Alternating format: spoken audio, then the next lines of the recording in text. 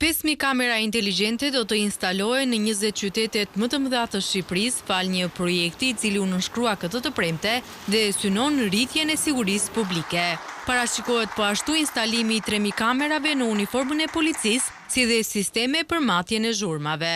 Sipas kryeministit Rama, ky sistem i quajtur Smart City do të rëndisë Shqipërinë brenda 2 viteve në vendet më të sigurta. Ky është një projekt që i jep policisë shtetit një sy magjik, se ky projekt do bëjë të mundur që shumë nga ato gjëra që sot e gjithë ditën janë shqetësim për drejtuesit e policisë, janë shqetësim për ne dhe bëhen shqetësim për qytetarët, të bëhen të pamundura. Ky projekt ndihmon të gjithë drejtuesit e ndershëm dhe të gjithë punonjësit e ndershëm të policisë shtetit dhe i ndihmon në radh parë duke ju alarguar të gjitha hijet e tunduese të keqes. Siguria në shkolla ndryshon rrënjësisht.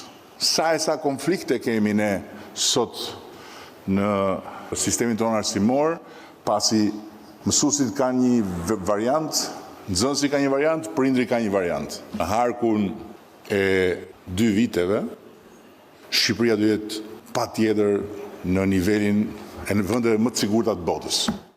Projekti Smart City synon të lidh kamerat inteligjente, analizën e të dhënave në kohë reale, patrullimin, trafikun dhe reagimin ndaj emergjencave, duke vendosur theksin tek parandalimi krimeve dhe rritja e sigurisë publike.